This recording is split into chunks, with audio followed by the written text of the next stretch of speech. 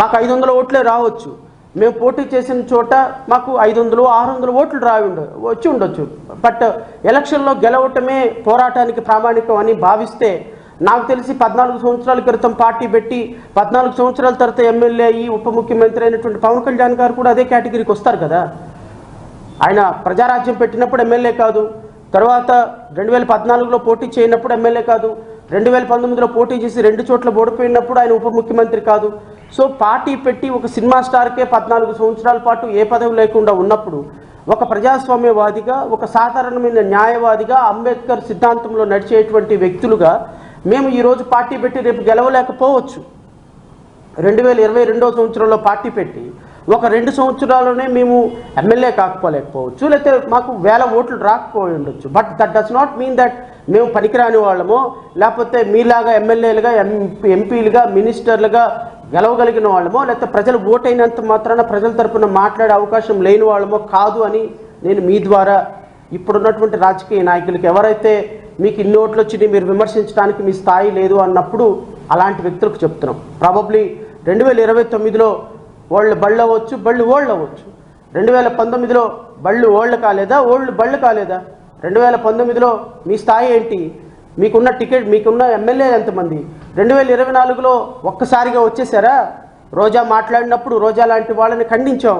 కొడాలి నాని, పేర్ని నాని, వాళ్ళని వంశీ, మీ అమ్మగారిని, లేకపోతే ఇప్పుడున్నటువంటి తెలుగుదేశం అధినేత చంద్రబాబు నాయుడు గారి సతీమణిని అసెంబ్లీలో మాట్లాడినప్పుడు మాలాంటి వాళ్ళు రోడ్డు మీదకి వచ్చి కొన్ని 100 సార్లు ఖండించాం, మాట్లాడాం. చంద్రబాబు నాయుడు గారు అరెస్ట్ చేసినప్పుడు ఖండించాం. రాష్ట్రంలో జరిగిన ప్రతి అప్రజాస్వామిక మీద మేము ఖండించబట్టి ప్రజల దగ్గరకు ఒక మంచి వాయిస్ వెళ్ళింది. అది ఆలోచించుకోకుండా విమర్శించిన ప్రతి సందర్భంలో కూడా ప్రభుత్వం దాడి చేయటం అనేది which is not correct at all. నేను మీ ద్వారా రాష్ట్ర ప్రజలకు తెలియజేసేది ఏంటి అంటే, 2024లో జూన్ 4వ తారీఖున ఏ రోజైతే అత్యున్నతమైనటువంటి మెజారిటీతో తెలుగుదేశం పార్టీ గెలిచిన మరుక్షణం ఈ రాష్ట్రంలో జరుగుతున్నటువంటి పరిస్థితులు చాలా డిస్టర్బ్డ్గా ఉన్నాయి. అసలు ప్రజాస్వామ్యం అంటే ప్రాబబ్లీ గెలిచిన పార్టీ ఏది చెప్తే అదే ప్రజాస్వామ్యం ఏమో అనిపిస్తుంది నాకు. రాజ్యాంగంలో, లేకపోతే లాలో, లేకపోతే సిఆర్పిసిలో, ఐపీసీలో ఉన్నవి కేవలం చదువుకోవటానికి మాత్రమే పనిచేస్తాయి. నిజ జీవితంలో పనిచేస్తాయో లేవో నాకు అర్థం కావటం. ఎందుకు అంటే ఈ ప్రభుత్వం ఏర్పడిన దగ్గర నుంచి చాలా ఆశలతోటి, చాలా ఆశయాలతోటి ఈ ప్రభుత్వం ఏర్పాటైంది. ఇలాంటి ప్రభుత్వాన్ని ఏర్పాటు చేయడంలో మా పాత్ర కూడా చాలా కీలకమైందన్న విషయం గుర్తుపెట్టుకోమని కోరుతున్నాం. మీరు కేవలం మా గొప్పతనంతోనే ఈ మొత్తం 164 సీట్లు వచ్చేసినాయి, ఎవ్వరు ఏం చేయకుండానే మాకు 164 సీట్లు వచ్చేసినాయి అని మీరు భావించారనుకోండి, వెళ్ళండి, అలాగే ఉండండి, అలాగే పరిపాలన చేయండి. ఆ విధంగానే పరిపాలన చేయండి, ఆ విధంగానే పాలసీ డెసిషన్స్ తీసుకోండి, ఆ విధంగానే ప్రజలను ఇబ్బంది పెట్టండి, ఆ విధంగానే దళిత భోజనాలను ఇబ్బంది పెట్టండి, ఆ విధంగానే ప్రతిపక్షాలను ఇబ్బంది పెట్టండి, ఆ విధంగానే కోర్టు ఆర్డర్లను వైలేట్ చేయండి, ఆ విధంగానే వెల్ఫేర్ స్కీమ్స్ అన్నింటినీ కూడా రద్దు చేయండి, ఆ విధంగానే ఛార్జీస్ పెంచుకుంటూ వెళ్ళండి, ఆ విధంగానే అహంకారంగా మాట్లాడండి, ఆ విధంగానే మమ్మల్ని కొట్టేవాడు లేడు, మమ్మల్ని తిట్టేవాడు లేదు. 5 సంవత్సరాల పాటు మేము ఏది చేసినా, ఏది మాట్లాడినా మేము చేసిందే చట్టం, మాట్లాడిందే శాసనం అని అనుకోండి, నో ప్రాబ్లం.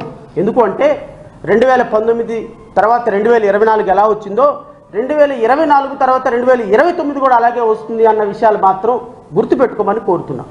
ఇప్పుడు ఏదైతే సోకాల్డ్ మాటలు చెప్పి మేము తొడలు కొట్టి ఎమ్మెల్యేల ఇళ్ల మీదకి, దళిత బిడ్డల ఇళ్ల మీదకి, కార్యకర్తల ఇళ్ల మీదకి, పార్టీ ఆఫీసుల మీదకి, రాజ్యాంగ వ్యవస్థల మీదకి, మాలాంటి వ్యక్తులు మాట్లాడేటువంటి వ్యక్తుల మీదకి మీరు చూపించేటువంటి యాటిట్యూడ్ ఏదైతే ఉందో ఆ యాటిట్యూడ్కి 2029 సమాధానం చెప్తుంది. 2029 కాకపోతే 2034 సమాధానం చెప్తుంది. కాబట్టి ఏ ప్రభుత్వం అయితే ప్రజా సంక్షేమం కోసం ఏర్పాటు కాబడిందో, ఏ ప్రభుత్వం అయితే ప్రజలకు ఇచ్చినటువంటి మాట నిలబెట్టుటాను అని ఏర్పాటైందో, ఆ ప్రభుత్వం అలా పరిపాలించడానికి అడుగులు వేస్తుందా లేదా అనేది చాలా ఇంపార్టెంట్. నేను